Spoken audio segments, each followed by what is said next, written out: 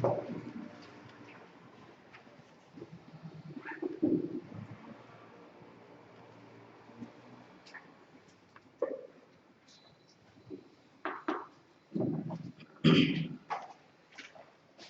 సమయంలో తండ్రిని దేవుణ్ణి ఆరాధించడానికి ఈ స్థలానికి విచ్చేసినటువంటి సోదరులకు సోదరులకు నా వందనాలు తెలియజేస్తూ ఉన్నాం. గత కొద్ది కాలంగా మనం యాకోబు రాసినటువంటి పత్రికని చదువుతూ ఉన్నాం. మొన్న వారం అంటే అందరూ వేరు వేరు ప్రాంతాల నుంచి సహోదరులు వచ్చినటువంటి కారణాన్ని బట్టి అందరికి ఉపయోగపడేటటువంటిది చదివాం. అంటే మనం ఇంతకు ముందు నుంచి ఆ పత్రిక బ్యాక్గ్రౌండ్ ఏంటి, అక్కడ ఉన్న పరిస్థితులు ఏంటి, ఇవన్నీ మనం నేర్చుకుంటూ ఉన్నాం. కాబట్టి మనం చదివే విషయాల్ని డైరెక్ట్గా వారికి చెప్పినట్లయితే ఆ మధ్యలో దాన్ని వాళ్ళు గ్రహించడం కష్టం అనే ఉద్దేశంతో మొన్న వారం వేరే అంశాన్ని మనం ఆలోచించాం. అంటే దేవుని ఎడల క్రైస్తవుని నిశ్చయత ఎలా ఉండాలి అనేటటువంటి పాఠాన్ని మనం ఆలోచించాం. అయితే ఒక వారం గ్యాప్ వచ్చేటప్పటికి మళ్ళీ కొన్ని సంగతులు జ్ఞాపకం చేసుకోవాలి, పునశ్చరణ చేసుకోవాల్సినటువంటి అవసరత ఉంది. ఈ పత్రికను మనం చదువుతున్నప్పుడు ఎవరికి ఈ యాకోబు పత్రికని రాశాడని మనం చెప్పుకున్నాం. అంటే బైబిల్లో ఉండే పత్రికలన్నీ కూడా క్రైస్తవులకే రాయబడి, రోమా మొదలుకొని యోధా వరకు ఉన్న అన్ని పత్రికలు కూడా ఎవరికి రాయబడి? యేసుక్రీస్తులోనికి బాప్తిస్మం పొంది ఒక చోట కూడుకుంటున్నటువంటి స్థానిక సంఘానికి లేదా ఒక ప్రాంతంలో ఉన్నటువంటి స్థానిక సంఘాలకి ఉత్తరాలు రాయబడి, క్రైస్తవులకు కాకుండా సంఘాలకు కాకుండా రాయబడినటువంటి ఏ ఉత్తరం కూడా ఏ పత్రిక కూడా లేదు. అయితే ఆ పత్రికను చదివేటప్పుడు ఏ బ్యాక్గ్రౌండ్ నుంచి క్రైస్తవులైనటువంటి వారికి ఆ మాటలను రాస్తున్నాడు అనేటటువంటి దాన్ని మనం ఆలోచించవలసినటువంటి అవసరం ఎంతైనా ఉంది. కారణం ఏంటంటే అక్కడ ఉపయోగించేటటువంటి పదజాలాలు, అక్కడ వాడేటటువంటి ఆ భాష, అక్కడ ఉపయోగించినటువంటి మాటలను బట్టి వాళ్ళు ఏ పరిస్థితుల్లో ఉన్నారనే దాన్ని మనం అర్థం చేసుకుంటాం. ఒకవేళ వాళ్ళు అన్ని జనుల నుంచి రక్షణ పొందినటువంటి వారైతే వాళ్ళకు సంబంధించినటువంటి పదాలని పౌలు వాడతాడు. ఇప్పుడు కొరింథీ పత్రిక మనం చదివితే కొరింథీ పట్టణంలో ఉన్న వాళ్ళకి రాస్తే మాయా విగ్రహముల చేత ఎటుబడితే అటు మీరు ఇంతకు ముందు కొట్టుకుపోయారు అని చెప్పి రాశాడు. ఆ మాట యూదులకు రాయడు. యూదులకు ఏమని రాస్తాడు అని అంటే, ఇదిగో ధర్మశాస్త్రంలో ఉన్నటువంటి ఆ మాటలను మీరు ఇంతకుముందు అనుసరించారు కదా, ఇప్పుడు మీకు ఈ మాటలు ధర్మశాస్త్రం కంటే శ్రేష్టమైనటువంటి చెప్పబడి అని చెప్పేసి రాస్తాడు. ఇలాగా ఆ వ్యత్యాసాన్ని, ఆ డిఫరెన్స్ని మనం గ్రహించడం కోసం ఎవరికి ఈ మాటలు రాయబడి అనేదాన్ని మనం ఆలోచించాం. అలా ఆలోచించినప్పుడు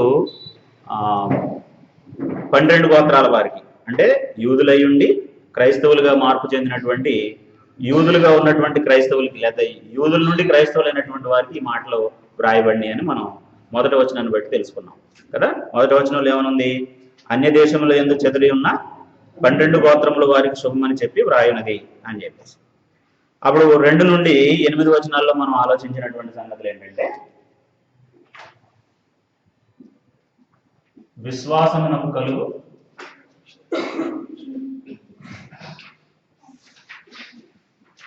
పరీక్ష అని చెప్పేసి. అంటే ఏదో ఒక పరిస్థితి చేత వాళ్ళు శోధించబడుతున్నారు, వాళ్ళ విశ్వాసానికి పరీక్షలు కలుగుతున్నాయి. సాధారణంగా ఏ క్రైస్తవుడికైనా సరే విశ్వాసం పరీక్షించబడే సమయంలో కొన్ని ఆటంకాలు, కొన్ని ఇబ్బందులు వస్తాయి. అతను ఊహించినవి, అతను ఇలా వస్తుంది అని చెప్పేసి అనుకున్నటువంటివి కొన్ని ఇబ్బందులు వస్తాయి. వచ్చినప్పుడు దాన్ని ఎలాగ తీసుకోవాలని చెప్తున్నాడు? అవి మనల్ని సంపూర్ణులు చేయడానికి, ఏ లోపం లేకుండా ఉండేటటువంటి వారిగా చేయడానికి దేవుడు అనుమతించినటువంటివే. కాబట్టి విశ్వాసానికి కలుగు పరీక్ష వాళ్ళల్లో ఏం పుట్టించాలని యాకోబు వారికి రాశాడు అని అంటే, మహానందమని ఎంచుకోండి. కారణం ఏంటంటే వాటి వల్ల మీరు సంపూర్ణులు అవుతున్నారు, అనూనాంగులు అవుతున్నారు, ఏ విషయంలో కొదవలేనటువంటి వారికి అవుతున్నారు. అయినప్పటికీ కూడా ఓర్పు తన క్రియను కొనసాగించాలి అని అంటే మీకు జ్ఞానం కావాలి. మీలో ఎవరికైనా జ్ఞానం కొదవగా ఉంటే ఎవరిని అడగమన్నాడు? ఆయన. ఎందుకు అడిగావు అంటాడా? అండవు. ఆయన జ్ఞానాన్ని మనం అడిగినప్పుడు ఎవరిని గద్దింపక ధారాళంగా దయచేస్తాడు. అడిగేవాడు ఎలా అడగాలట? విమనస్కుడుగా అడగకూడదు. ఇస్తాడా ఇవ్వడా అనే సందేహంతో అడగకూడదు. ఒకవేళ అలా ఎవరైనా అడిగితే దేవుని వలన అతనికి ఏ ప్రయోజనం కూడా ఉండదు. ఎందుకంటే సందేహంతో అడిగేటటువంటి వారికి దేవుడు ఏం సహాయం చేయలేడు. సముద్ర తరంగాన్ని పోలున్నాడు అన్నాడు. అంటే అది ఎప్పుడు స్టేబుల్గా ఉంటుందా? ఒకప్పుడు ఒకలాగా, ఇంకొకప్పుడు ఇంకొకలాగా ఉంటుంది అన్నమాట. కాబట్టి అలా ఉండాలి అని చెప్పాడు. విశ్వాసానికి కలిగేటటువంటి పరీక్షని ఎలా ఎదుర్కోవాలో అనేటటువంటిది ఆ మొదటి పేరాలో మనం చదివాం. అలాగే 12 నుండి 18 వచనాల్లో మనం ఇంకొక మాటని నేర్చుకున్నాం, ఇంకో పాఠాన్ని నేర్చుకున్నాం. అదేంటి అని అంటే, మనం అనేక రకాలైనటువంటి శోధనలో పడినప్పుడు మనకు అర్థం కావాల్సినటువంటి సంగతులు ఏంటంటే, శోధనకు మూలం ఎవరి వలన నేను శోధించబడుతున్నాను అనే క్లారిటీ మనకు ఉండాలి. ఒకవేళ ఆ క్లారిటీ మనకు లేకపోతే మనం ఏం చేస్తాం, దేవుని వల్లనే శోధించబడుతున్నామేమో, దేవుడే మనల్ని శోధిస్తున్నాడేమో అనేటటువంటి ఆ పరిస్థితిని, అలాంటి మాటల్ని మనం ఉపయోగించేటటువంటి ప్రమాదం ఉంది. ఈ వ్యక్తులు గ్రహించాల్సింది ఏంటి అని అంటే, దేవుడు కీడు విషయమై శోధింపబడడు, ఆయన మనల్ని శోధించడు. ఆయన శోధింపబడడు, మనల్ని శోధించడు. కాబట్టి ఎవడైనా శోధనలో పడినప్పుడు ఏమనకూడదు, నేను దేవుని వల్ల శోధించబడుతున్నాను అని ఎంత మాత్రం అనకూడదు. మరి దేవుని వల్ల నేను శోధించబడలేదు, కానీ నాకు శోధనలు వస్తున్నాయి. మరి ఎలా వస్తున్నాయి? అప్పుడు శోధనకు మూలం ఒక వ్యక్తి ఉన్నాడు. ఎవరైనా? శోధకుడు అని ఒక ఆయనకు పేరు ఉంది. డైరెక్ట్ గా ఆయన పేరే ఏంటనమాట, శోధకుడు, అపవాది. ఆయన నుండి మనకు శోధనలు వస్తున్నాయి. ఆ శోధనకు మూలం ఏంటో చెప్పాడు. ప్రతివాడు తన స్వకీయమైన దురాశ చేత మరులు కొల్పబడి ఏడవబడి ఆ పాపాన్ని చేస్తూ ఉన్నాడు. పాపం గర్భాన్ని ధరించినప్పుడు మరణం, లేకపోతే దురాశ గర్భాన్ని ధరించినప్పుడు పాపం జరుగుతుంది, పాపం వల్ల మరణం అనేది సంభవిస్తుంది, ఈ క్రమంలో వస్తుంది అని చెప్పాడు.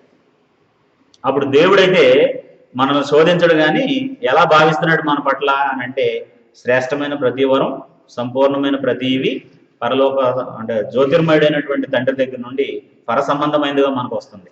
దేవుడు మనల్ని ఎందుకు శోధించడు అని అంటే, తాను సృష్టించిన వాటిలో ప్రథమ ఫలంగా మనం ఉండాలని కోరుకుంటున్నాడు. అంటే దేవుడు మనల్ని నెంబర్ 1గా చూడాలి అనుకుంటున్నాడంటే, ఎంకరేజ్ చేస్తాడా, అణిచేస్తాడా? ఎంకరేజ్ చేసే వ్యక్తి నెంబర్ 1గా చూడాలని అనుకుంటాడు. కాబట్టి దేవుని వల్ల నుండేమో దీవెనలు వస్తున్నాయి, అపవాది వల్లనేమో శోధకుడు వల్లనేమో మనకి శోధన వస్తా ఉంది. కాబట్టి శోధనకు మూలం ఎవరు? ఆ విషయాన్ని మనం ఆ రెండో పాఠంలో ఆలోచించాం. ఆ తదుపరి 19వ వచనం నుండి 27 వచనాల్లో మనం ఆలోచించిన సంగతి ఏంటంటే, విశ్వాసి ఎలా ప్రవర్తిస్తాడు?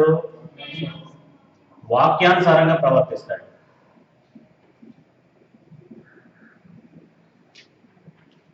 విశ్వాసి వాక్యానుసారంగా ప్రవర్తిస్తాడు. ఒక వ్యక్తి విశ్వాసి అనడానికి ప్రామాణికం ఏంటి? అతను వాక్యానుసారంగా ప్రవర్తిస్తాడు. అంటే అతని ప్రవర్తన దేన్ని ఆధారం చేసుకుని ఉంటుంది అని అంటే, వాక్యాన్ని ఆధారం చేసుకుని ఉంటుంది. అప్పుడు వాక్యాన్ని ఆధారం చేసుకుని ఉండటం ఎలాగో ఆ పేరాలో చెప్పాడు. ఎలా ఉండాలంట? వినుటకు వేగిరపడాలి, మాట్లాడటానికి నిదానించాలి, కోపపడటానికి నిదానించాలి. ఎందుకని? మన కోపం దేవుని నీతిని నెరవేర్చదు, నరుని కోపము దేవుని నీతిని నెరవేర్చదు. అప్పుడు తన భక్తిని ఎలా కనబరచాలి అని అంటే, తండ్రి అయిన దేవుని ఎదుట పవిత్రమును నిష్కళంకమైన భక్తి ఏదంటే, దిక్కులేని పిల్లలను, విధవరాండ్రను వారి ఇబ్బందుల్లో పరామర్శించడం, ఇహలోక మాలిన్యాలు తనకు అంటకుండా తను తాను కాపాడుకోవటం.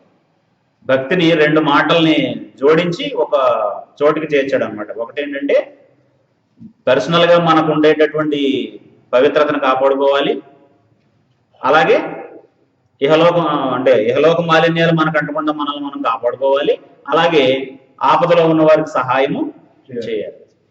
అంటే ఇతరులకు సహాయం చేసే మనసు ఉండాలి, వ్యక్తిగతంగా పవిత్రంగా ఉండే మనసు మనకు ఉండాలి. ఈ 2 కలిపి భక్తి. అది 27 వరకు మనం ఆలోచించినటువంటి. అప్పుడు తర్వాత 2వ అధ్యాయంలో మనం ఆలోచించిన మాట ఏంటంటే, యేసుక్రీస్తుని కూర్చున్నటువంటి విషయంలో మోమాటం గలవారై ఉండొద్దు అని చెప్పాడు.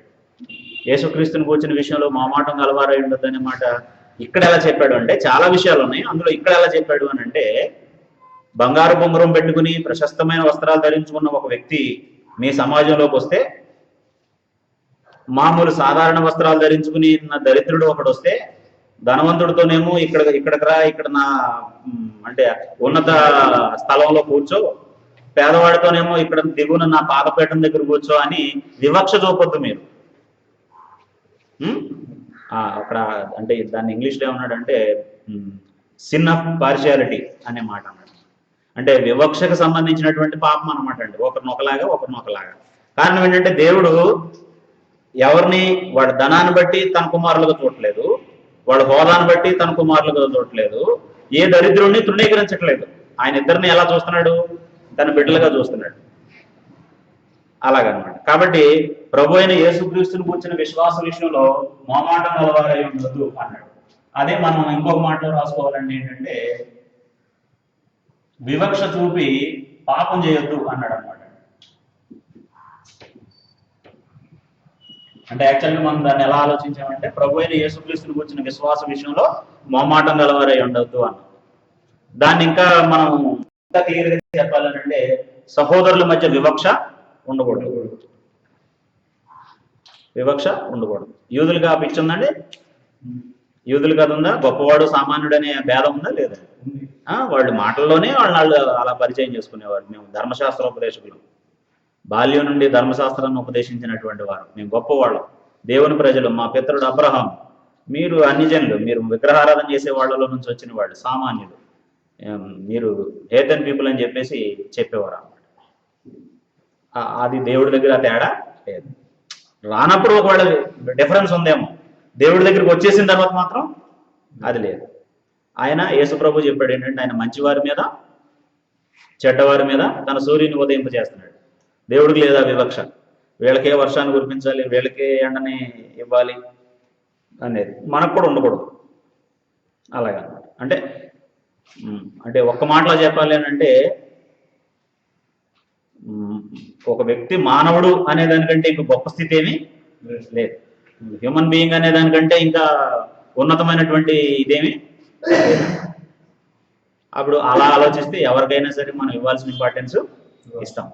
అలాగా అదే సమయంలో వయసులో పెద్దవారిని ఒకలాగా చూడాలి, మనతో ఉండేటటువంటి సమవయస్కులను ఒకలాగా చూడాలి. సంఘంలో ఉండే రిలేషన్స్ గురించి తిమోతికి రాసిన పత్రికలో చెప్పాడు. పెద్ద వయసులో ఉండే వారిని తండ్రిగా భావించమన్నాడు, పెద్ద వయసులో ఉండే సోదరుల్ని తల్లిగా భావించమన్నాడు, పూర్ణ పవిత్రతతో అక్క చెల్లెండ్రని భావించమన్నాడు, అన్నదమ్ములని తోటి యవనస్తులతో మాట్లాడమన్నాడు. ఇదంతా మామూలే.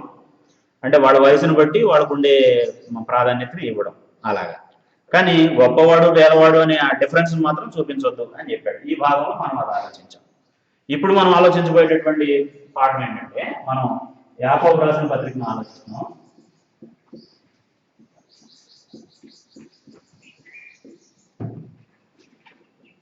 ఈ విషయాన్ని మరలా ఎందుకు గుర్తు చేశాను అంటే, ప్రతి పేరాలో ఉండే మాటలు అంతకు ముందు జరిగిన సంఘటనతో కానీ తర్వాత జరగబోయేటటువంటి దాంతో కానీ సంబంధం ఉంటాయి.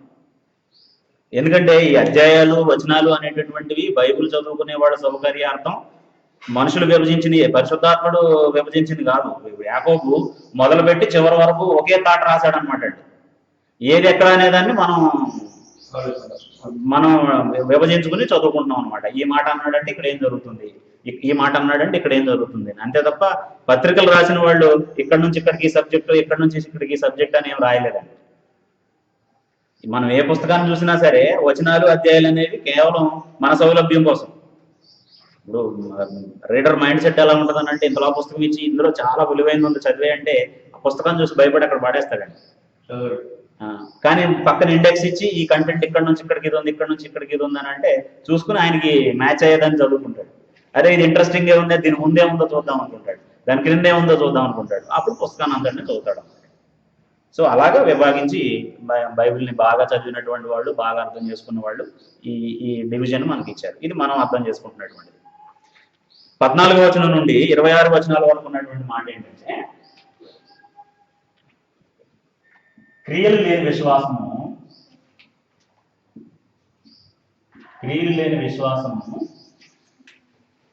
మృతము అన్నాడు అనమాట. క్రియలు లేని విశ్వాసము మృతము. ఒక వ్యక్తి నేను విశ్వాసిని అంటే, ఇప్పుడు ఎవరికైతే ఈ ఉత్తరం రాస్తున్నాడో వాళ్ళతో ఈ మాటలు మాట్లాడుతున్నాడు. ఇప్పుడు దీన్ని చదివిన తర్వాత మనం ఆ తర్వాత మనకు అప్లై చేసుకోవాలి ఈ విషయాన్ని. ఇది డైరెక్ట్ గా మనకు చెప్తున్న మాట కాదండి, మనం అది జాగ్రత్తగా ఉండాలి ఆ విషయాల్లో. ఇప్పుడు ఇక్కడ ఉన్న ఈ మాటలు మనం చదివేటప్పుడు డైరెక్ట్ గా మన ప్రాబ్లం గురించి మాట్లాడుతున్నది కాదు అది. అక్కడ ఉన్న సంఘానికి ఆ మాటలు రాస్తే వాళ్ళు ఎలాంటి హెచ్చరిక పొందారో, ఇది క్రైస్తవుడికి ఇచ్చినటువంటి ప్రిన్సిపల్ కాబట్టి అదే పరిస్థితుల్లో మనం ఉంటే మనకు కూడా అదే ప్రిన్సిపల్ అప్లై అవుతుంది అనమాట అండి. అలాగే దాన్ని చదవాలి. ఫస్ట్ వాళ్ళ గురించి మనం ఆలోచిద్దాం. బైబిల్ చదివేటటువంటి విధానంలో దీన్ని ఎక్స్జెటికల్ మెథడ్ అన్నారు అనమాట. అప్పుడు అక్కడ ఏం జరిగింది, ఇప్పుడు ఇక్కడ ఎలాగ దాన్ని అన్వయించుకోవాలి, అప్పుడు అక్కడ ఏం జరిగింది, ఇప్పుడు ఇక్కడ ఎలా అన్వయించుకోవాలని ఆ డిఫరెన్స్ మనకు తెలియకపోతే అక్కడ ఏదో జరుగుద్ది, దాన్ని మనం గుడ్డిగా మనకు అప్లై చేసేసుకుంటే లేనిపోని ప్రమాదాన్ని కొని తెచ్చుకునే అవకాశాలు ఉంటాయి. కాబట్టి వీళ్ళకి ఏం చెప్తున్నాడు అని అంటే క్రియలు లేని విశ్వాసము మృతము అన్నాడు. మనం మొదటి నుండి కూడా చూస్తే ఈ ఈ పుస్తకాన్ని ఆయన రాయడం మొదలుపెట్టినటువంటి ప్రారంభం నుండి కూడా మనం చూస్తే యాకోబు ఏం మాట్లాడుతున్నాడు అని అంటే, సహోదరుడా నీకు విశ్వాసం ఉంటే ఇలా ప్రవర్తించు, ఇలా ప్రవర్తించు, ఇలా ప్రవర్తించు అని చెప్తున్నాడు. అట్ ద సేమ్ టైం ఎలా ప్రవర్తించకూడదు అనే దాన్ని కూడా చెప్పుకుంటూ వస్తున్నాడు. యాక్చువల్గా ఒక మాట చెప్పినప్పుడు ఆటోమేటిక్గా రెండు ఉంటాయి అందులో, ఏం చేయాలి ఏం చేయకూడదు అనేటటువంటి ఆ రెండు చెప్పుకుంటూ వస్తున్నాడు అనమాట. అప్పుడు ఇక్కడ 14వ వచనం నుండి ఏమంటున్నాడంటే, నా సహోదరులారా, అంటే ఈ పదం కూడా తోటి క్రైస్తవులకే రాస్తున్నాడు అని మనకి చెబుతూ ఉంది. క్రియలు లేనప్పుడు ఎవడైనా తనకు విశ్వాసము కలదని చెప్పిన ఎడల ఏమి ప్రయోజనము? అంటే ఒక వ్యక్తి విశ్వాసి చేయవలసినటువంటి క్రియలు చేయకుండా, విశ్వాసి చేయవలసినటువంటి విండోస్ ఓపెన్ చేయ కొంచెం గాలి వస్తుంది, విశ్వాసి చేయవలసినటువంటి పని చేయకుండా నాకు విశ్వాసం ఉంది అని చెప్పినంత మాత్రాన దాన్ని ఎలా ప్రూవ్ చేస్తావు నువ్వు అని అడుగుతున్నాడు అనమాట అండి యాకోబు. వాళ్ళు మాకు విశ్వాసం ఉందని చెప్తున్నారు, కానీ విశ్వాసం ఏం పని చేస్తాడో ఆ పని చేయలేకపోతున్నారు, లేకపోతే చేయట్లేదు. అందుకేమన్నాడంటే, నా సహోదరుడా, క్రియలు లేనప్పుడు ఎవడైనా తనకు విశ్వాసం కలదని చెప్పిన ఎడల ఏం ప్రయోజనము? అట్టి విశ్వాసం అతనిని రక్షింపగలదా అన్నాడు. ఇప్పుడు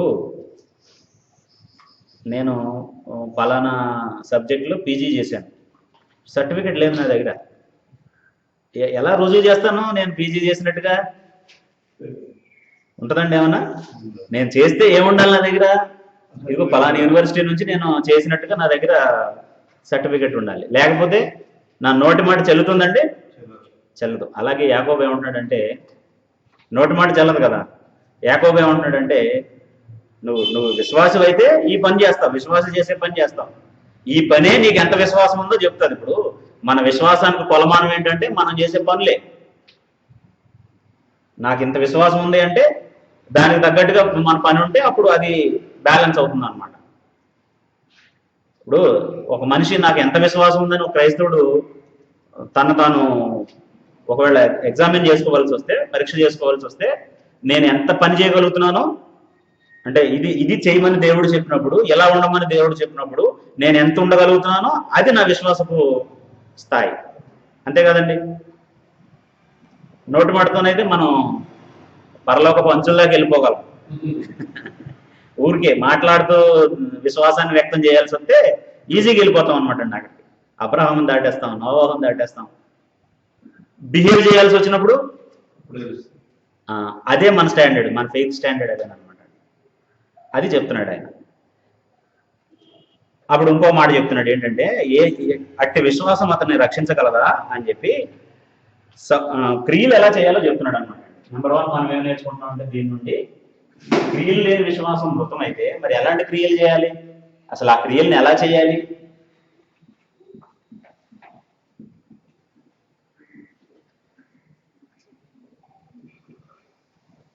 విశ్వాసంతో చేయడం, క్రియలు చేయడం వేరు, విశ్వాసంతో ఆ క్రియలు చేయడం వేరు. ఎలా చేయాలో చెప్తున్నాడు. ఏమనంటే, మీలో ఎవడైనాను, ఇంకో పై నుంచి మనం చదివితే, సహోదరులారా, సహోదరుడైనను సహోదరి అయినను దిగంబరులై ఆనాటికి భోజనం లేక ఉన్నప్పుడు, అంటే వాళ్ళ మధ్యలోనే, వాళ్ళు ఉన్నటువంటి ప్రాంతంలోనే కొంతమంది ఏమో ధనవంతులుగా ఉన్నారు, కొంతమంది ఏమో దరిద్రాన్ని అనుభవిస్తూ ఉన్నారు. అప్పుడు వాళ్ళలోనే ఒక సహోదరుడు ఒక సహోదరి దిగంబరులై ఆనాటికి భోజనం లేక ఉన్నప్పుడు, ఇప్పుడు మన సహోదరులు ఎవరికైనా ఆ పూట భోజనం చేయడానికి లేనంత దుస్థితిలో ఉంటే ఇమీడియట్గా ఏం చేయాలి? మనం భోజనం పెట్టాలి. బట్టలు సరిగా లేవు, అప్పుడు ఏం చేయాలి? ఇమీడియట్గా బట్టలు ఇవ్వాలి, ఇస్తాం. అది యాకోబు చెప్తున్నది. సహోదరుడైనను సహోదరి అయినను దిగంబరులై ఆనాటికి భోజనం లేక ఉన్నప్పుడు మీలో ఎవడైనను శరీరమునకు కావలసిన వాటిని ఇయ్యక సమాధానముగా వెళ్ళుడి, చలి కాచుకొనుడి, తృప్తి పొందుడని చెప్పిన ఎడల ఏమి ప్రయోజనము? ఈ మాటల వల్ల ఏమైనా ఉపయోగం ఉంటుందండి? బట్టలు లేని వాళ్ళకి, ఆహారం లేని వాళ్ళకి. కొంతమంది చాలా చక్కగా చెప్తారు ఈ మాట. ఈ మాటలు చెప్పడంలో చాలా ఎక్స్పర్ట్స్ ఉంటారు అనమాట అండి. అయ్యో ప్రాణం మీదకి వచ్చింది, నాకు దిక్కు తోచట్లేదు, ఏం చేయాలో అర్థం కావట్లేదు అని పరిగెట్టుకొస్తే ఎవరైనా ఓ అలా జరిగిందా, జాగ్రత్త అండి జాగ్రత్త అండి వెళ్ళరండి అని చెప్తారు అనమాట. ఏమవుద్దండి జాగ్రత్త అనే మాటకి ఏమవుద్ది ఆ వ్యక్తికి? ఇప్పుడు భోజనం లేకుండా, బట్టలు లేకుండా వచ్చిన వాడికి మనం ఇవ్వగలిగిన స్థాయిలో ఇవ్వచ్చా లేదండి? ఇవ్వాలి. ఇవ్వగలమా లేదండి? ఇప్పుడు ఇక్కడున్న మనకు అందరికి దేవుడు ఆ స్థోమత ఇచ్చాడా లేదా? ఇచ్చాడు. ఇప్పుడు నాకు 5 జతలు 10 జతలు ఉంటాయండి బట్టలు. ఒక జత ఆయనకి ఇస్తే ఏంటి నాకు వచ్చిన నష్టం? కొత్త జత వస్తాయి. కొత్త బట్టలు కొనుక్కోవచ్చండి ఇంకో జత.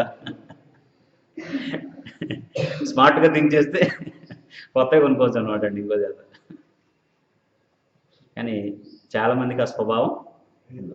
కానీ దేవుడికి సంబంధించి మాత్రం పెద్ద మాటలు, గొప్ప మాటలు చెప్తారు. అందుకే యేసు ప్రభు చెప్పాడు, ఒకడు త్రోవను వెళుతూ దొంగల చేత కొట్టబడ్డాడు. అటుకుండా ఎవరు వెళ్ళారట?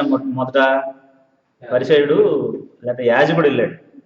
కానీ ఆయన పట్టించుకోలేదు. ఆ దొంగల చేత కొట్టబడి గాయాల పాలైనటువంటి వాడిని పట్టించుకోలేదు. ఇంకొక ఆయన వెళ్ళాడు ఆ త్రోవని, ఆయన పట్టించుకోలేదు.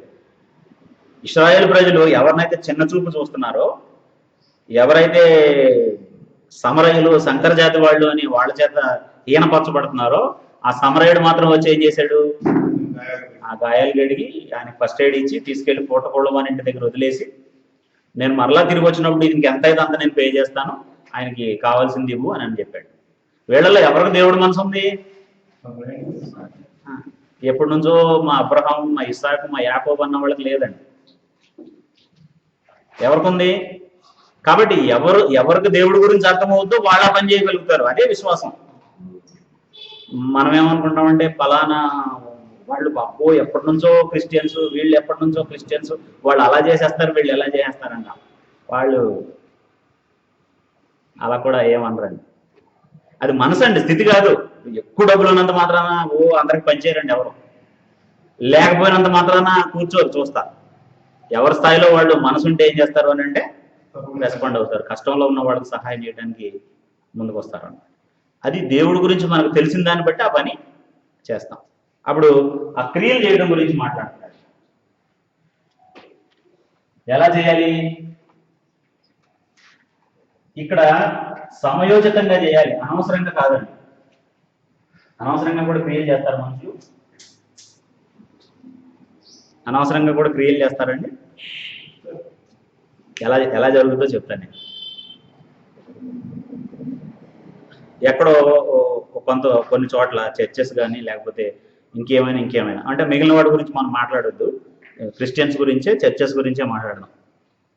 ఆ పక్కన ఎవరో చర్చిలోనే బాగా దారుణం అనుభవిస్తున్న వాళ్ళు, సరిగా ఆహారం లేని వాళ్ళు, చాలా ఇబ్బందికరమైనటువంటి పరిస్థితుల్లో ఉన్న వాళ్ళు ఉంటారు. అప్పుడు అక్కడ ఏదో ఒక కమాను పెట్టించాల్సినటువంటి పరిస్థితి వస్తుంది. అంటే ఇది ఫలానా వాళ్ళకే సంబంధించిందని చెప్పేసి. ఆకలితో ఉన్నవాడికి ఏమో 10 రూపాయలు ఇవ్వలేరండి. కానీ కమాన్ మీద మాత్రం ఏమని రాయించుకుంటారు? పెద్ద కమాన్ వేసి దాని మీద. అంటే మనం వెచ్చించే ధనం అది నేరుగా ఎక్కడికి వెళ్ళిపోవాలి? మనం తెలివిగల వాళ్ళం అయితే, వివేకంతో మన ధనాన్ని ఖర్చు పెట్టే వాళ్ళం అయితే ఎక్కడికి వెళ్ళిపోవాలండి? అది నేరుగా యేసు ప్రభు చెప్పాడు, పరలోకంలో మీకోసం ధనాన్ని కూర్చుకోండి. కాబట్టి ఆకలితో ఉన్నవాడికి అన్నం పెడితే ఇమ్మీడియట్ గా ఎక్కడ జమ అవుతుంది? వెళ్ళి దేవుడి దగ్గర జమ అవుతుంది అనమాట అండి.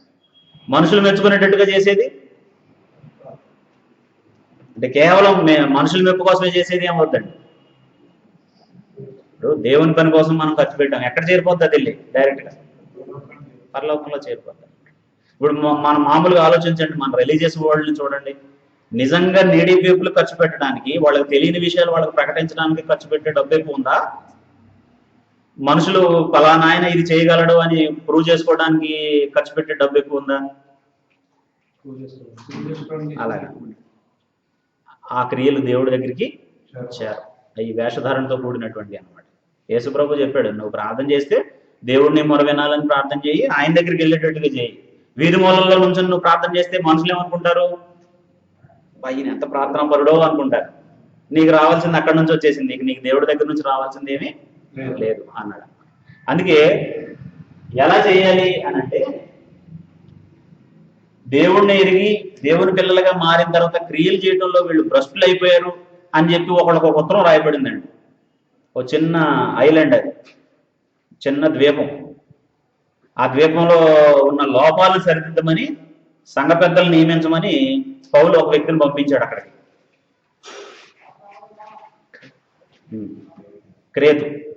క్రేతు అనే దీవికి పంపించాడు తీతుని. ఆ ఉత్తరానంతటిని మనం చదివితే లోపం ఏంటంటే, ప్రతి సత్కార్య విషయంలో వాళ్ళు ఏమైపోయారట, భ్రష్టులు అయ్యారు. దేవుణ్ణి ఎరుగుదమని చెప్పుదురు కానీ వారి క్రియల వలన తాము దేవుణ్ణి ఎరగమన్నట్టున్నారు అని చెప్పాడు. అప్పుడు ఆ పత్రిక అంతట్లో కూడా సత్క్రియలు ఎలా చేయాలి అనేదాన్ని ఆయన చెప్పాడు. సంఘ పెద్దలను ఎలా నియమించాలనేది ఒక పార్ట్ అయితే, సత్క్రియలు ఎలా చేయాలనేది చెప్పాడు. ఒకసారి ఎలా చేయాలి ఈ సత్క్రియలు అని అంటే ఆ లిస్ట్ ఏంటో మనం ఒకసారి చూద్దామండి. తీతుకు రాసిన పత్రిక, అపోస్తుడైన పౌలు తీతుకు రాసిన పత్రిక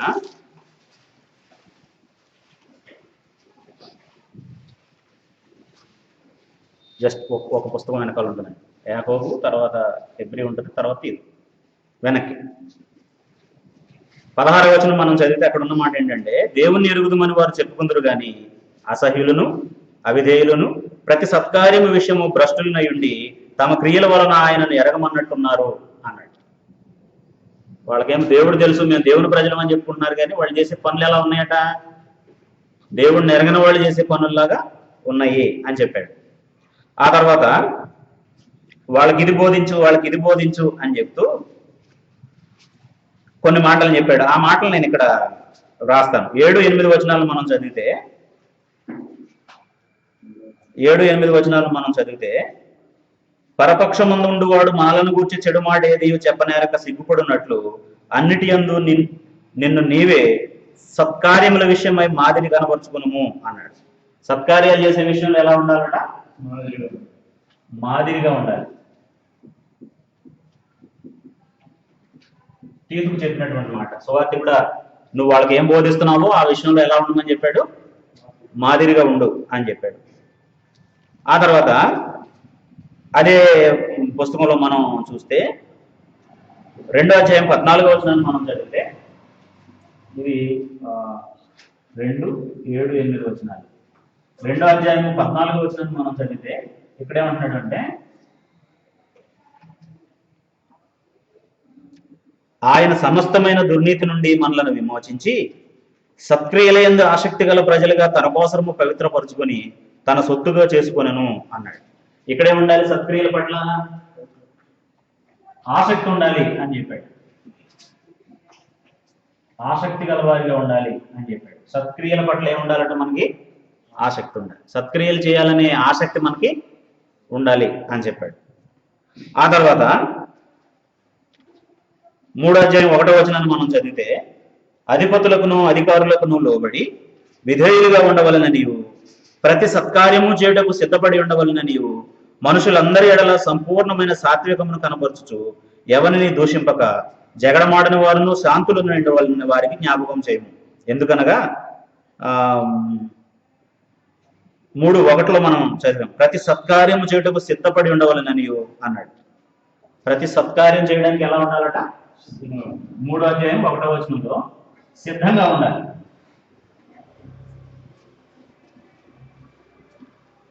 సిద్ధంగా ఉండాలి. సత్కార్యాలు చేసే విషయంలో మాదిరిగా ఉండాలని చెప్పాడు. మాదిరిగా ఉండాలని ఆయన సువార్తికుడు కాబట్టి ఆయనకి చెప్పాడు అనమాట. ఆసక్తి గల వారిగా ఉండాలని చెప్పాడు, సిద్ధంగా ఉండాలని చెప్పాడు. 3:8 మనం చదివితే, ఈ మాట నమ్మదగినది కనుక దేవుని యందు విశ్వాసం ఉంచిన వారు సత్క్రియలను చేయుటకు సత్క్రియలను శ్రద్ధగా చేయుట యందు మనసుంచినట్లు నీవు ఈ సంగతులను గురించి దృఢముగా వారికి చెప్పుచుండవలనని కోరుచున్నాను. ఇంకెలా చేయాలట, 3:8లో సత్క్రియల్ని శ్రద్ధగా చేయాలి.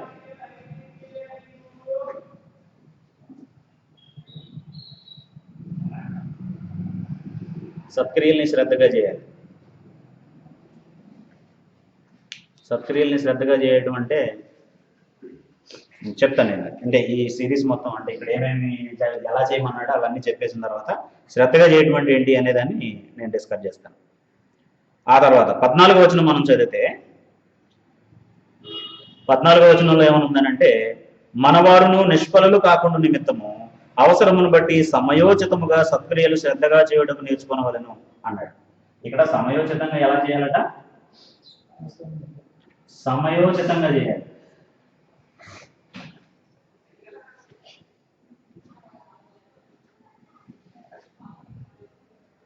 సమయోచితంగా చేయాలి. సత్క్రియలు ఎలా చేయాలి? సమయోచితంగా చేయాలి. మాదిరిగా ఉన్నటువంటి మనల్ని చూసి ఇంకొకరు నేర్చుకునేలాగా. మనం ఒక సత్క్రియ చేస్తే ఇంకొకరు ఏం చేయాలి? మనల్ని చూసి నేర్చుకోగలగాలి. ఇదిగో ఆయనలాగా ఆమెలాగా నేను ఉండాలి అని నేర్చుకోగలగాలి. యేసు ప్రభు సత్క్రియలు చేసే విషయంలో గొప్పవాళ్ళని మాదిరిగా చూపించాడు ప్రజలకి. గొప్పవాళ్ళు చేసిన పని మాదిరిగా చూపించాడు. చాలా తక్కువ వాళ్ళు చేసిన పని కూడా మాదిరిగా చూపించాడు. ఇప్పుడు భేద విధవరాలు ఇచ్చిన 2 క్లాసుల్ని ఎందుకు యేసు ప్రభు హైలైట్ చేశాడు అని అంటే, అక్కడ మనసు తన జీవనం అంతా ఇచ్చేసింది. ఫిలోమోన్ లాంటి ఉన్నతమైనటువంటి వ్యక్తి, ఒక ప్రాంతానికి అధికారిగా ఉన్నటువంటి వ్యక్తి తన ఇంట్లో అనేక మంది పరిశుద్ధుల అవసరతలను తీరుస్తూ వారి హృదయాలను ఆదరిస్తున్నాడు అని చెప్పి వ్రాయబడింది. అంటే ధనవంతులు చేసిన, తక్కువ వాళ్ళు అంటే లేకపోతే దరిద్రులు చేసిన యేసు ప్రభు దాన్ని అభినందించాడు. కారణం ఏంటంటే వాళ్ళు ఇంకొకరికి మాదిరి అయ్యారు. ఆయన చెప్పిన బోధనలు బట్టి వాళ్ళు ఏమయ్యారు? ఇంకొకరికి మాదిరి అయ్యారు. ఆ తర్వాత ఆసక్తి ఉండాలి అని చెప్పాడు. సత్క్రియలు చేయడంలో ఆసక్తి ఉండాలి. ఆసక్తి లేకపోతే బలవంతంగా చేయాల్సి వస్తుంది. ఇంకొకరు మనల్ని ప్రేరేపించాల్సి వస్తుంది ఆ పని చేయడానికి. ఇంట్రెస్ట్ లేని పని ఎవరి చేత చేయించాలంటే ఏం చేయాలండి? ఇప్పుడు పిల్లాడికి ట్యూషన్కి వెళ్ళడం ఇష్టం లేదు. మార్నింగ్ 6కి ట్యూషన్ ఉంది. వాడికి ప్రైవేట్కి వెళ్ళడం ఇష్టం లేదు. ట్యూషన్కి వెళ్ళడం ఇష్టం లేకపోతే ఏం చేయాలండి? పొద్దుటే అలారం పెట్టి లేనిపోని వాగ్దానాలు చేయాలి. అరే నాయన, నువ్వు ట్యూషన్కి వెళ్ళి వచ్చే లోపల నీకు చాక్లెట్ ఉంటుంది ఇంట్లో, లేదా ఆ జ్యూస్ చేసిస్తాను, ఆ భోజనం పెట్టిస్తాను, అది చేస్తాను, ఇది చేస్తానంటే అప్పుడు వాడు వెళ్తాడు. అలా రోజు చేయాలి. వాడికి ఆసక్తి వచ్చేంత వరకు చేస్తే తప్ప వెళ్ళడు. కాబట్టి సత్క్రియలు చేసే విషయంలో మనకే ఆసక్తి ఉండాలన్నమాట. ఒక ప్రాంతంలో కరువు వచ్చింది, భయంకరమైనటువంటి కరువు వచ్చింది. ఆ కరువు నిమిత్తం చాలా ఇబ్బంది పడుతున్నారు అక్కడ ఉన్న ప్రజలు. పౌలు బర్నబా ఆ ప్రాంతం అంతట్లో వాక్యం ప్రకటించినప్పుడు అపోస్తులు వెళ్ళి ఏమన్నారట? మనం అందరం కలిసి సువార్త ప్రకటిస్తున్నాం కానీ నువ్వు కూడా మాతో పాటు ఈ పరిచర్యలో పాలువాడివి అని చెప్పి బేదల్ని జ్ఞాపకం చేసుకోవా అని. అంటే అక్కడ ఉన్న యోదయలో ఉన్న కరువు వచ్చినప్పుడు అక్కడ ఉన్న పరిశుద్ధులు ఇబ్బంది పడుతున్నారు, అది జ్ఞాపకం చేసుకోవా అని అపోస్తులు ఆయన్ని అడిగినప్పుడు, యోహాను పేతురు అడిగినప్పుడు పౌలు ఏమన్నాడంటే, నాకు ఆల్రెడీ ఆ ఆసక్తి ఉంది, బేదల్ని కనికరించాలనే ఆసక్తి నాకు ఉంది అన్నాడు. వీళ్ళు చెప్పకముందే ఆయన మొదలుపెట్టాడు లేదండి ఆ పని. గలతీ మనం 2వ అధ్యాయం 10వ వచనం చదివితే ఆ మాట మనకుంటుంది. నాకు ఆ ఆసక్తి ఉంది ఆల్రెడీ అని చెప్పాడు. ఆ మనసు నాకు ఉంది అని చెప్పాడు. సిద్ధంగా ఉండాలి. ఆసక్తి ఉంటే ఏం చేస్తాం? ఎప్పుడే అవకాశం వస్తే ఆ పని చేయడానికి సిద్ధంగా ఉంటాం, రెడీగా ఉంటాం అనమాట. రెడీగా ఉండటం అంటే నాకు ఆ ఆపర్చునిటీ ఎప్పుడు వస్తుంది, ఎవరైనా ఇబ్బందిలో ఉన్న వాళ్ళని ఆదుకునే ఆపర్చునిటీ ఎప్పుడు వస్తుంది అని మనం ఎదురు చూస్తాం అనమాట. శ్రద్ధగా చేయడం అంటే ఏంటంటే, చాలాసార్లు కొంతమంది ఇచ్చి బాధపెడతారు ఎవరినైనా, వాళ్ళకి సహాయం చేసి బాధపెడతారు. ఎలా అంటే, ఎవరైనా భిక్షాటం చేసేవాళ్ళు కానీ లేకపోతే ముసలి వాళ్ళు కానీ దిక్కు లేనటువంటి వారు కొంతమంది మామూలుగా వెళ్తూ ఉంటారు. కొంతమంది వాళ్ళకి భోజనం పెడతారు. ఎప్పటిదో పెడతారో తెలుసండి? నిన్నటిదో మొన్నటిదో లేదా ఎప్పుడైనా ఫంక్షన్ జరిగినప్పుడు మిగిలిపోయిందో ఉంటుంది చూసారా? అది తింటే గ్యారంటీ వాళ్ళు రోగాల పాలైపోతారు. అంతకంటే పెట్టకుండా ఉండటం చాలా మంచిది. అంటే నేను ది బెస్ట్ పెట్టాలని చెప్పట్లేదండి, కానీ వాళ్ళకి హాని చేసేది మాత్రం పెట్టదు. మనకు నిజంగా ఈ క్రియని దేవుడు చూస్తున్నాడని అర్థమైతే ఏం చేస్తాం? వాడు తినగలిగేది, వాడు ఇష్టపడేదే పెడతాం. ఇప్పుడు మనం వండుకున్న వేడన్నంలోనే ఒక ముద్ద పెడితే ఏమైందండి? ఏం తక్కువైంది? ఎన్నిసార్లు మనకి ఎక్కువై పడేయలేదు కవర్లో కట్టి? ఎన్నిసార్లు మన పిల్లలు కలిపేసి వదిలేయలేదు? ఎన్నిసార్లు పొరపాటున కూరలో ఏదో ఎక్కువైపోయి ఆ వండిన కూర పడేయలేదు? అవి లెక్కేసుకోండి. వీళ్ళకి ఏమన్నా పెడితే ఎక్కువైపోయింది, మనకి లాస్ వచ్చేద్దనే భావనకి వస్తాం. అంటే శ్రద్ధగా చేసేవాళ్ళు ఏం చేస్తారు అంటే ప్రతిఫలం ఆ వ్యక్తి దగ్గర నుంచి కాకుండా దేవుడు ఇవ్వాలి అన్న భావంతో ఆ పని చేస్తారు. కాబట్టి మంచి పని చేసేటప్పుడు దాని రిజల్ట్ మనం ఖచ్చితంగా పొందేలాగా ఉండాలి. యూజ్లెస్ థింగ్స్ని ఇవ్వకూడదండి. మనం ఎవరికైతే దానం చేస్తున్నాం వాళ్ళకి బ్రాండెడ్ ఇవ్వలేకపోయినా కానీ వాళ్ళకి ఉపయోగపడేలాగా ఉండాలన్నమాట. అది నేను అనేది. మేము ఈ సునామీ వచ్చినప్పుడు కానీ ఇలాంటప్పుడు చాలా క్యాంపులు చేసామండి. కొన్ని ప్రాంతాలకు వెళ్ళి అక్కడ ఉన్న పర్టికులర్గా క్రీస్తు సంఘాల్లో ఉన్న సహోదరులు ఎక్కడైతే విక్టిమ్స్ అయ్యారో వాళ్ళకి ఇవ్వగలిగాం. ఎందుకంటే మనకున్న వనరులు పరిమితం కాబట్టి. అప్పుడు నేను చాలా మంది సహోదరులకు చెప్పాను, మీరు కనుక బట్టలు ఇవ్వాలనుకుంటే, మీ ఇంట్లో ఉండే బ్లాంకెట్స్ కానీ ఏమైనా ఇవ్వాలనుకుంటే మీరు ఏమి ఇవ్వాలనుకుంటున్నారో వాటిని వాష్ చేసి ఐరన్ చేయించి ఇవ్వండి. కొంతమంది అలాగా నిమ్మన్నప్పుడు ఏం చేస్తారంటే చుట్టేసి ఇచ్చేస్తారండి అంతే. అవి ఇలా బయటికి తీస్తే 10 సార్లు ఇస్త్రీ చేస్తే కానీ పనికిరాదు అన్నమాట. అలాగే చినిగిపోయినాయి పనికిరాని. అంటే అవసరంలో ఉన్న వాళ్ళని ఎప్పుడు తప్పు చేయొద్దండి. బాధలో ఉన్న వాళ్ళని ఎప్పుడు కూడా డీగ్రేడ్ చేయొద్దండి. మనం ఇచ్చే ప్రోత్సాహం వాళ్ళని ఇంకా పైకి తీసుకురావాలి తప్ప నిరుత్సాహపరచకూడదు అనమాట. మనం మనం వేసుకునే బట్టలే ఇస్తున్నాం అనుకోండి, నీట్గా మనం నేనైతే ఇలాగే ఇస్త్రీ చేసి వేసుకుంటాను. అప్పుడు ఎవరికైనా ఇచ్చేటప్పుడు ఏం చేయాలి? అలాగే నిన్ను వలే నీ పొరుగు వాడిని ప్రేమించు. అదనమాట అండి సూత్రం. అదే ట్రీట్మెంట్ నాకు జరిగితే నేను ఎలా ఫీల్ అవుతానని ఒక నిమిషం ఆలోచించుకుని అప్పుడు ఆ వ్యక్తితో మనం వ్యవహరించాలి. అలాగే ఎలాగంటే మాకు వెనుకొచ్చిన గొడవ అసలు మానేస్తే పోదు కదా, ఇంత జాగ్రత్తలు వాళ్ళు తీసుకుంటారు అంటున్నారు. మానేమని కాదండి, జాగ్రత్త వహించమని చెప్పే కదా. ఇప్పుడు అదే మన ఇంటికి వచ్చిన ఫ్రెండ్కి కాఫీ ఇచ్చేటప్పుడు ఏం చేస్తామండి, మంచి కప్పులు మనం రెగ్యులర్గా వాడేది కాకుండా గెస్ట్లకు ఇచ్చే వేరే ఉంటాయి అనమాట అండి. సాసర్లో పెట్టి జాగ్రత్తగా పట్టుకెళ్ళి వాళ్ళకి ఇస్తాం. ఒకళ్ళు గ్లాస్తో మంచినీళ్ళు ఇస్తే గ్లాస్ శుభ్రంగా ఉందా లేదా, లేకపోతే ఎలా ఉందో చూస్తూ ఉంటాం. ప్లేట్లో భోజనం పెడితే మంచి ప్లేట్లో పెడతాం. అందుకే హిందూ ధర్మశాస్త్రంలో హిందువుల నమ్మకాల్లో ధర్మం చేసేటప్పుడు ఇంత మంచిగా ఉండాలని వాళ్ళు ఏమి మెలికి పెట్టారు తెలుసండి. దేవుడు ఎప్పుడైనా అడుక్కునేవాడు రూపంలో నీ ఇంటికి రావచ్చు, జాగ్రత్త అని చెప్తే వాళ్ళు అంటే నిజంగా దాన్ని నమ్మిన వాళ్ళు ఏం చేస్తారంటే చాలా జాగ్రత్తగా దేవుడికి సహాయం, అంటే ఒక దేవుడే వస్తే ఆయనకి సేవ చేస్తున్నట్టుగా భావించి చేస్తారనమాట. అలాంటి వాటిలో నుంచే ఈ మంచి మంచి విషయాలు వచ్చినాయి. అంటే దేవుడు అలా వస్తాడని ఎక్కడ చెప్పలా, కానీ అది యేసు ప్రభు అలాగే చెప్తానని చెప్పాడు. మత్తయి రాసిన సువార్త 24-25 అధ్యాయాలు మనం చదివితే ఆకలిగా ఉన్న వారికి అన్నం పెట్టావు, నాకు పెట్టినట్టే. దిక్కులేని వారికి నువ్వు అంటే దాహం వేసిన వాళ్ళకి దాహం ఇచ్చావు, అంటే ఎవరికి ఇచ్చినట్టు? నాకు ఇచ్చినట్టే అని చెప్పాడు. అలాగే మనం చేసే పనులు కూడా ఎలా ఉండాలంటే సమయోచితంగా ఉండాలి. సమయోచితంగా ఉండాలి. సమయోచితంగా ఉన్నటువంటి ఏంటి, ఇప్పుడు ఒక వ్యక్తి ఆకలి కొని మన ఇంటికి వచ్చాడు, అయ్యా ఆకలి వేస్తుంది బాబు అని వచ్చాడు. ఒక 2 ఎకరాల పొలం ఆడి పేరున రిజిస్ట్రేషన్ చేసి కాగితం ఇచ్చామనుకోండి, ఆ కాగితం ఏం చేసుకుంటాడు? అప్పుడు ఇవ్వాల్సింది రిజిస్ట్రేషన్ చేసిన పేపర్లు కాదండి, ఏమి ఇవ్వాలి? నేను గొప్ప దానకారుణ్ణి కాబట్టి నీకు పొలం రాసిస్తున్నానంటే నువ్వు పొలం కాదు. సమయోచితంగా సత్క్రియలు చేయటువంటి ఏంటి అంటే ఆకలి ఉన్నవాడికి భోజనం పెట్టడం, బట్టలు లేని వాడికి వస్త్రాలు అంటే బట్టలు ఇవ్వడం. అది సమయోచితంగా చేయడం, అంటే అవసరాన్ని ఎరిగి పనిచేయడం. కొంతమంది చాలా బాధలో డిప్రెషన్లో ఉంటారు.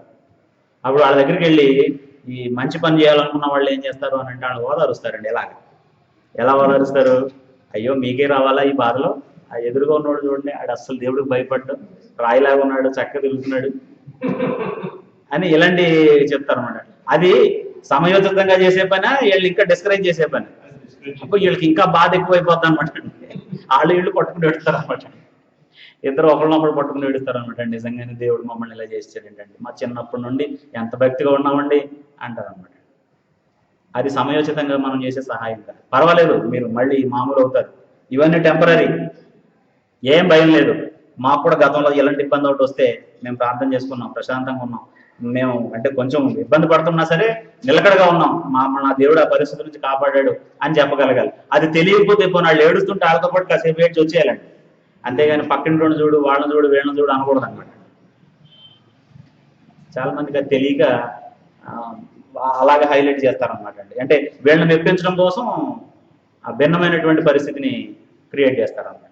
అందుకే విశ్వాసం ఏం చేయాలి అని అంటే క్రియలు చేయాలి. ఆ క్రియలు ఎలా ఉండాలి? సమయోచితంగా ఉండాలి. సమయోచితంగా లేని క్రియ దేవుడి దగ్గరికి చేరదు. సమయోచితంగా లేని క్రియ దేవుడి దగ్గరికి వెళ్ళదు. సమయోచితంగా చేయకపోతే దేవుడు బాధపడతాడనడానికి మీకు ఒక ఉదాహరణ చెప్తాను. అమాలేకీయులు ఉండే ప్రాంతం నుండి ఇశ్రాయేలీలు దాటుకుని వెళ్తున్నారట. ఇశ్రాయేలీలు దాటుకుని వెళ్తా ఉంటే అమాలేకీయులు రాజు దగ్గరికి వెళ్ళి చెప్పమన్నాడు మోషేని, ఇదిగో మీ త్రోవకుండా జస్ట్ మీ రోడ్డు వాడుకుంటాం, మేము కనాన్ దేశానికి వెళ్తున్నాము, దేవుడు మమ్మల్ని ఆ దేశం వెళ్ళమన్నాడు, కాబట్టి మేము జస్ట్ మీ రోడ్డు వాడుకుంటాం, మేము మంచినీళ్ళు తాగుతాం, అందుకు ఎంత అయిందో అంత మేము పే చేస్తాం, మమ్మల్ని త్రోవకుండా వెళ్ళని అంటే ఆ ఇబ్బందులు ఉన్న వాళ్ళని చూసి ఆ బలహీనతను క్యాష్ చేసుకోవాలనుకున్నాడండి అమాలేకీయుల రాజు. వాళ్ళ మీద యుద్ధం చేయడానికి ప్రయత్నం చేశాడు. అప్పుడు దేవుడు ఏమన్నాడంటే, ఇలాంటి పరిస్థితుల్లో బలహీనంగా ఉన్న ప్రజలకి హాని చేయడానికి వచ్చారు కాబట్టి అమాలేకీయులకి మాకు ఎన్నటన్నటికి యుద్ధం, యెహోవాకి మా అమాలేకీయులకి ఎన్నటన్నటికి యుద్ధం.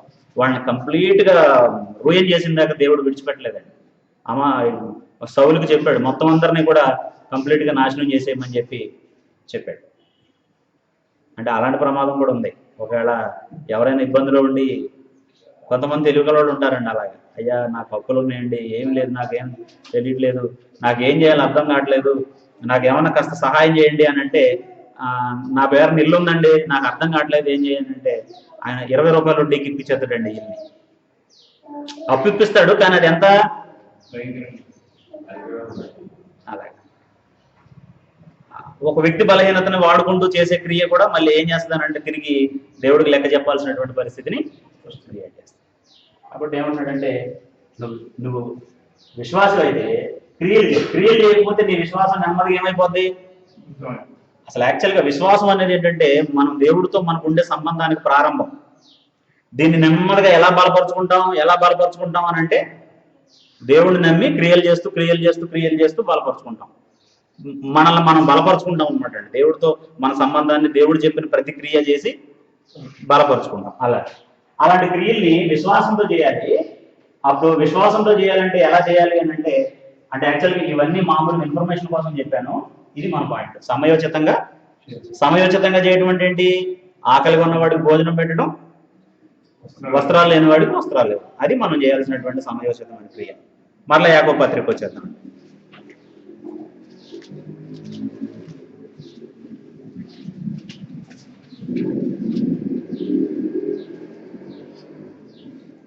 పద్దెనిమిదవ వచనం మనం చదివితే, అయితే ఒకవేళ ఒక వ్యక్తికి విశ్వాసం ఉండి క్రియలు లేకపోతే క్రియలు చేసేవాడు ఛాలెంజ్ చేస్తాడు, నిన్ను ఎలా రుజువు చేస్తావు నువ్వు అని అడుగుతున్నాడు అనమాట అండి. ఇప్పుడు ఇద్దరు వ్యక్తులు ఉన్నారు.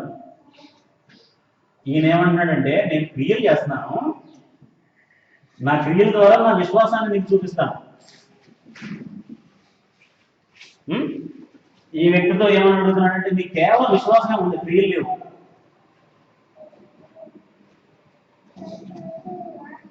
ఎలా కనబరుస్తావు నీ విశ్వాసాన్ని?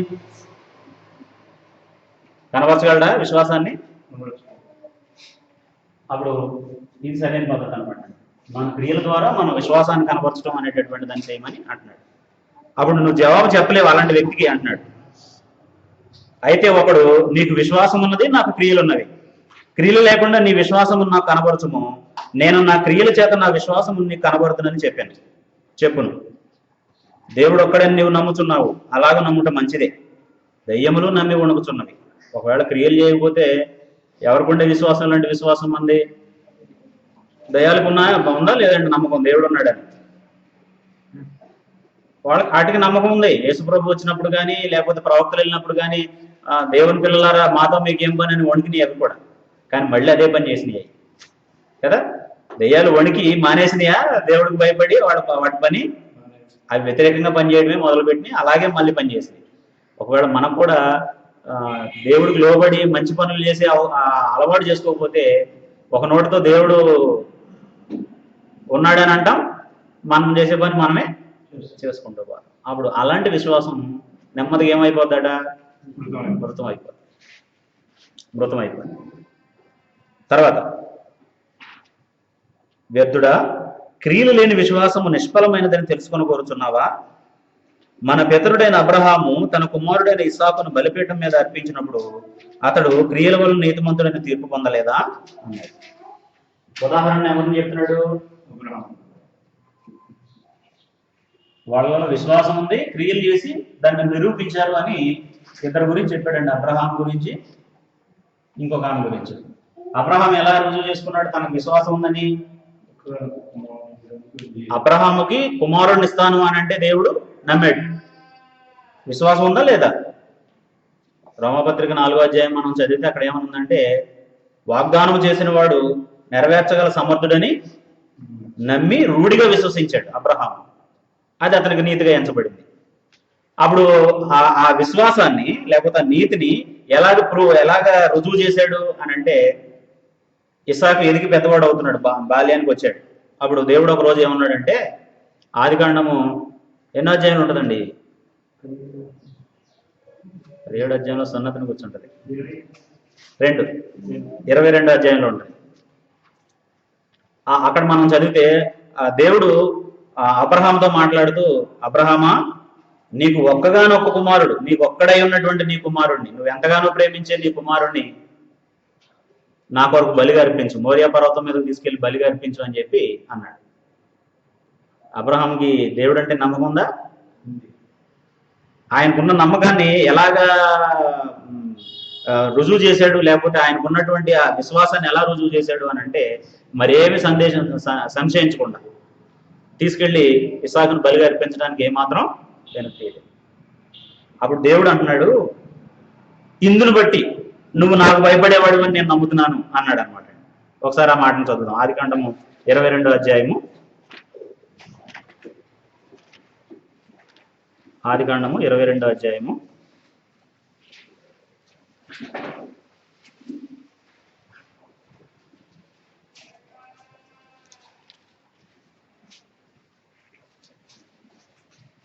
పన్నెండవ వచనాన్ని మనం చదివితే,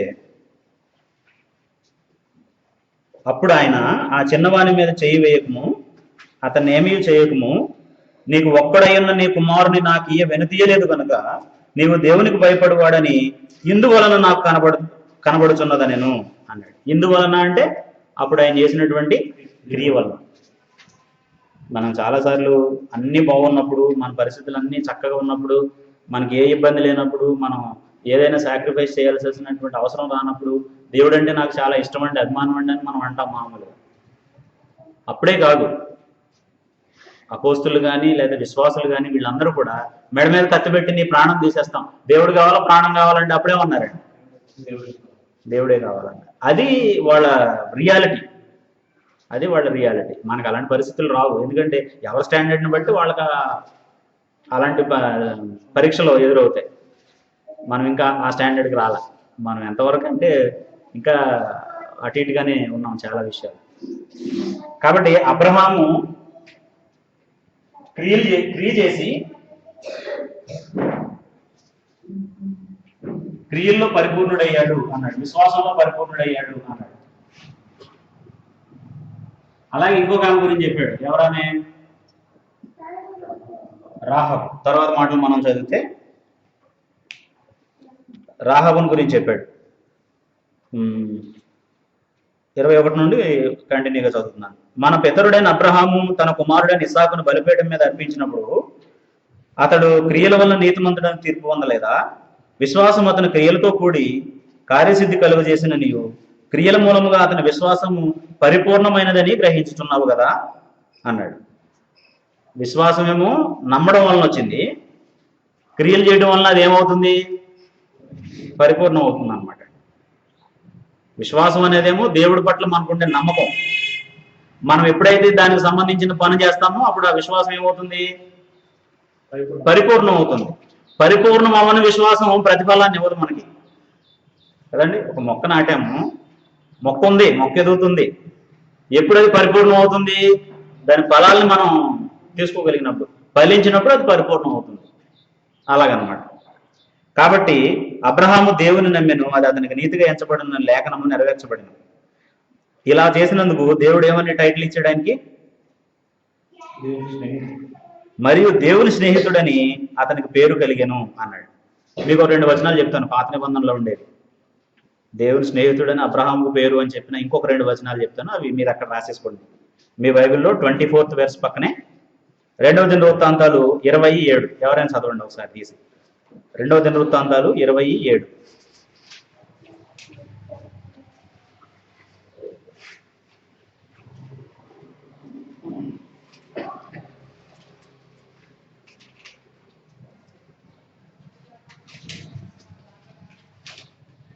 ఈ జనులైన ఇశ్రాయేలీయులు ఎంచునండి. ఈ దేశపు కాపురస్తులను తోలివేసి మీ స్నేహితుడైన అబ్రహాము యొక్క సంతతికి నేను శాశ్వతంగా. చూడండి, అక్కడ కూడా ఆ పదాన్ని ఉపయోగించాడు. అందుకు చెప్పాను అనమాట. అంటే ఇలాంటి దేవునికి అబ్రహాం స్నేహితుడు అనే మాటలు బైబిల్లో చాలా చోట్ల ఉన్నాయి. ఒక రెండు ఇంకా చెప్తున్నాను అడిషనల్గా ఇవి కాకుండా. తర్వాత యెషయా గ్రంథం 41వ అధ్యాయము 8వ వచనాన్ని.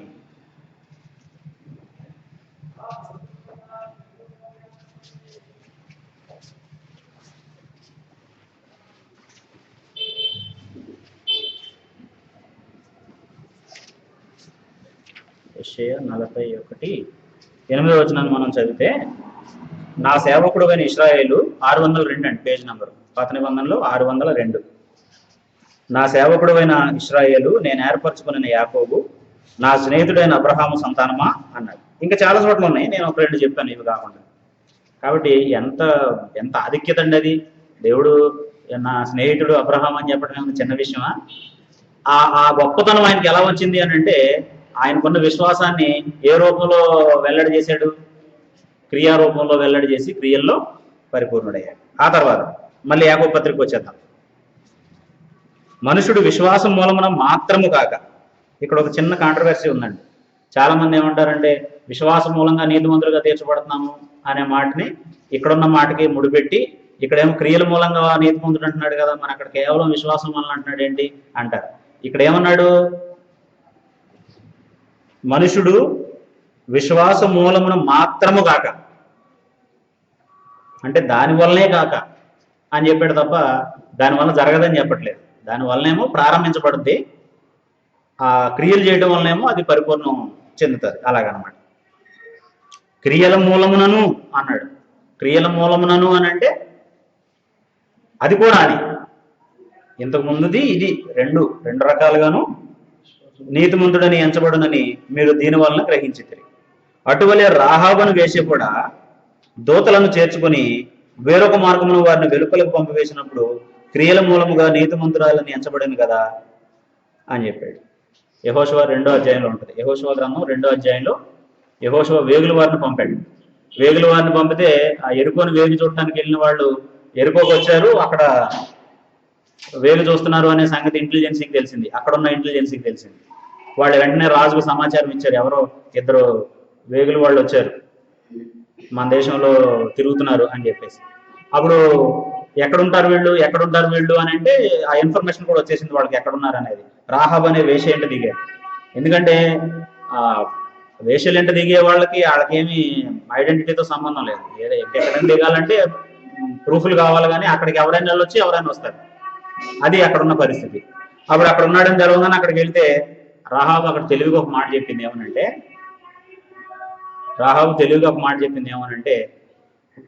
వచ్చిన మాట రైటే, కానీ ఇప్పుడే పారిపోతున్నారు, మీరు తొందరగా వెళ్తే పట్టుకుంటారు వాళ్ళని అని చెప్పింది అనమాట. అంటే వాళ్ళని ఆలోచించుకునే టైం వాళ్ళకి ఇవ్వకుండా చేసింది. అప్పుడు వీళ్ళని మిద్దె మీద దాసి జనపు బట్టల వారి మీద వేసింది. అప్పుడు దిగిన తర్వాత వాళ్ళకి ఏం చెప్పిందనంటే, నేను నమ్ముతున్నాను మీ దేవుడు ఈ దేశాన్ని మీకు ఇస్తాడు, మీరు గ్యారంటీగా ఈ దేశాన్ని స్వతంత్రించుకుంటారు, అప్పుడు నన్ను నా కుటుంబాన్ని కాపాడు. ఎంత నమ్మకమో చూడండి నాకు. అప్పుడు వాళ్ళు ఒక ప్రమాణం చేసి కిటికీకి ఒక తొగరగల దారం కట్టి, ఈ కిటికీకి ఈ దారం ఉంటే ఏ ఇంటికి ఉంటుందో, ఇప్పుడు వచ్చిందేమో ఇద్దరు యుద్ధం చేసేటప్పుడు ఆ సెక్షన్కి ఎవరు వెళ్తారో తెలియదు, ఆ ఏరియాకి ఎవరు వెళ్ళి ఆ ఇంటిని ఏం చేస్తారో తెలియదు. కాబట్టి ఇప్పుడు ఈ క్యాంప్ అంతటికి ఇది ముందు చెప్పారనమాట అండి. ఎరుకో వెళ్ళినప్పుడు ఆమె మమ్మల్ని కాపాడింది కాబట్టి ఏ ఇంటికి తొగరగల దారాన్ని మేము కిటికీకి కట్టామో ఆ ఇంట్లో ఉన్న వాళ్ళని ఏం చేయకూడదు. అప్పుడు ఆమెకు చెప్పారు ఏమనంటే, అందరూ ఇంట్లో ఉండాలి, యుద్ధం జరుగుతున్నప్పుడు మీరు బయటకు వస్తే బయట ఎవరైనా చనిపోయవచ్చు, మాకు సంబంధం లేదు. అది ఇంట్లో ఉంటే మాత్రం మీ ఇంట్లో ఉన్న ఏ ప్రాణికి హాని చేయాలి, ఇది ఒప్పందం అని చెప్పి. అప్పుడు దేవుడిని నమ్మింది, ఆయన నిజంగా ఈ ప్రాంతాన్ని ఇస్తాడని నమ్మి వాళ్ళని కాపాడినందుకు ఆమె చేసిన క్రియను బట్టి ఆ ఇంటి వారందరూ కూడా కాపాడబట్టమే కాదండి, ఆమె ఎక్కడికి వచ్చిందో తెలుసా? యేసుక్రీస్తు జననానికి సంబంధించి మత్తయి సువార్తలో ఒక లిస్ట్ ఉంటుంది. ఆ లిస్టులో 4 స్త్రీలు ఉంటారు. వాళ్ళలో ఒక ఆమె రాహాబు.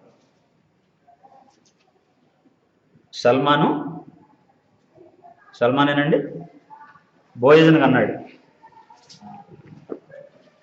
చిన్నప్పుడు చదివినాయి కదా, కొంచెం గందరగోళానికి.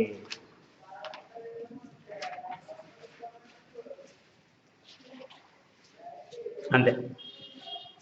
మత్తయి రాసిన సువార్త 1వ అధ్యాయంలో యేసుక్రీస్తు వంశావళి చెప్పాడు. ఆయన ఎవరి నుండి వచ్చాడో అబ్రహాం వరకు ఆ వంశావళి చెబుతూ 5వ వచనంలో ఏమన్నాడంటే, నయస్సోను సల్మాను రాహాబునందు బోయజును కనిను. అంటే యేసు ప్రభువు ఈ లోకానికి రావడానికి కారణమైనటువంటి వంశావళి ఉందే, అందులో ఆమె ప్లేస్ని సంపాదించింది. కాబట్టి ఒక మనిషికి ఉన్నటువంటి విశ్వాసాన్ని బట్టి క్రియలు చేస్తే వాళ్ళు దేవుని దృష్టికి ఎంత గొప్ప వాళ్ళు అవుతారనడానికి ఇద్దరిని ఎగ్జాంపుల్గా చెప్పాడు యాకోబు. ఒక ఆయన ఏమని పిలువబడ్డాడు? దేవునికి స్నేహితుడు అని పిలువబడ్డాడు. ఇంకొక ఆమె ఏమైంది?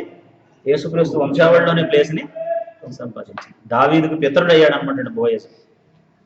యెషయాకి పితరుడు అనమాట అలా. కాబట్టి యాకోబు ఏం చెప్తున్నాడు అని అంటే, ఇక్కడ ఉన్నటువంటి వాళ్ళకి ఏం చెప్తున్నాడు అని అంటే, దెయ్యం లేకుండా మీ విశ్వాసం ఉంటే అది మృతం. ఆ దెయ్యాలకు ఉన్న విశ్వాసం లాంటిది, దానివల్ల మీకు పెద్ద ఒరిగేదేమీ లేదు. కాబట్టి క్రియలు ఉండాలి. అది విశ్వాసంతో చేయాలంటే ఎలా చేయాలి అని అంటే, సత్క్రియలు చేసే విషయంలో మాదిరిగా ఉండాలి, ఆసక్తి గల వారిగా చేయాలి, సిద్ధంగా ఉండాలి, శ్రద్ధగా చేయాలి. ఈ పనులన్నీ కూడా ఎలా చేయాలి? సమయోచితంగా చేయాలి. అక్కడ ఏది అవసరమో దాన్ని అనుసరించి చేయాలి. సమయోచితంగా సత్క్రియలు చేయాలి అని చెప్పాడు. అప్పుడు దానికి ఉదాహరణ ఎవరెవరు? అబ్రహాము, రాహాబు. అబ్రహాం ఏమో క్రియల్లో పరిపూర్ణుడయ్యాడు. ఏమని దేవుడు పిలిచాడు ఆయన్ని? దేవుని స్నేహితుడు అన్నాడు. రాహాబు యేసుక్రీస్తు వంశావళిలో చేర్చబడి, అది వాడు పొందినటువంటి ఘనత. రైట్. ఇది యాకోబు ఎవరికైతే పత్రిక రాశాడో వాళ్ళకి సంబంధించింది. మన దగ్గరికి వద్దాం. ఇప్పుడు ఈరోజు మనం కూడా విశ్వాసంతో క్రియలు విశ్వాసంతో ముడిపడి ఉండాలా? మన విశ్వాసం కూడా అలాగే ఉండాలా? ఉండాలి. ఎందుకంటే కేవలం విశ్వాసం ఉంది అని చెప్పడం వల్ల ప్రయోజనం లేదు. కాబట్టి మనం దేవుడిని ఆరాధిస్తున్నామా, మనం సత్క్రియలు చేస్తున్నామా, మన వ్యక్తిగతమైనటువంటి విషయాల్లో మన పవిత్రతను కాపాడుకునే దానికి శ్రద్ధ తీసుకుంటున్నామా, మనం ఎలా ప్రవర్తిస్తున్నామో అదే మన విశ్వాసపు స్థాయి. నాకు బాగా దేవునికి ఇవ్వాలని ఉందండి, కానీ ఇవ్వలేకపోతున్నానండి అని అంటే, ఇవ్వలేకపోవడమే నీ స్థాయి. నాకు భలే సహాయం చేయాలని ఉందండి, అందరికీ చేయలేకపోతున్నాను అని అంటే, చేయలేకపోవడమే నీ స్థాయి. ప్రార్థన మానకుండా ఉందామని ఉందండి, కానీ మానేస్తున్నానండి, ఆ మానేయడమే నీ స్థాయి. బైబిల్ చదువుకోవాలని అనిపిస్తుందండి, చదువుతుంటే నిద్ర వచ్చేద్దండి, ఆ నిద్ర రావడమే నీ స్థాయి. చదువుకోవాలని ఉందండి, అది నీ స్థాయి కాదు. చదువుకోలేకపోవడమే నీ స్థాయి. దాన్ని ఎక్కడ కన్వర్ట్ చేయాలి? చదువుకోవడం అనే దగ్గరికి తీసుకెళ్ళాలి. కాబట్టి నేను ఎప్పుడూ ఒక మాట చెప్తానండి, నేను చెప్పింది కాదు, అది ప్రభు చెప్పింది. మనం ఏం మాట్లాడామో అది మనం కాదండి. మన గురించి మనం ఏం చెప్పుకుంటున్నామో అది మనం కాదండి. మనం ఎలా ప్రవర్తిస్తున్నామో అదే అది మన క్యారెక్టర్ స్టాండర్డ్, మన బిహేవియర్ స్టాండర్డ్, లేకపోతే మన పర్సనాలిటీ స్టాండర్డ్. సో యాకోబు చెప్పినటువంటి మాటలను ఆధారం చేసుకుని 2 వచనాలు చెప్పి నేను ముగిస్తాను. యేసు ప్రభు ఈ లోకంలో ఆయన బోధలు చేస్తున్నప్పుడు ఏం కోరుకున్నారు అని అంటే, మత్తయి రాసిన సువార్త 5వ అధ్యాయంలో 16వ వచనం అనుకుంటున్నాను. మత్తయి రాసిన సువార్త 5వ అధ్యాయం 16వ వచనంలో, మనుషులు మీ సత్క్రియలను చూచి పరలోకమందున్న మీ తండ్రిని మహిమపరచునట్లు వారి ఎదుట మీ వెలుగును ప్రకాశింపనీయుడి అన్నాడు. ఒక క్రైస్తవుడికి ఉండే వెలుగు అటండి అతడు చేసే సత్క్రియ. ఆ వెలుగు అందరి ఎదుట ఏం చేయాలి? అది ఎంత బ్రైట్ అయితే అంత దగ్గరికి, దేవుడి దగ్గరికి మనుషులు వస్తారు. కానీ క్రైస్తవ్యం ఇప్పుడు ఎలాగైపోయిందని అంటే, ప్రజలు దేవుడికి ఇచ్చేది మంచి మనసుతోనే ఇస్తున్నారు చాలామంది, కానీ సత్క్రియల కోసం కాకుండా అవి ఎలా వినియోగించబడుతున్నాయి అని అంటే, నాలాగే ఒక ఆయన దేవుని పని కోసం వచ్చి కొంతకాలం కొంతమంది వ్యక్తులను పోగు చేసి 100 మంది, 200 మంది, 500 మంది, 1000 మంది అయిన తర్వాత మనుషులు ఇచ్చేటటువంటి ధనంతో కాలేజీలు పెట్టడం,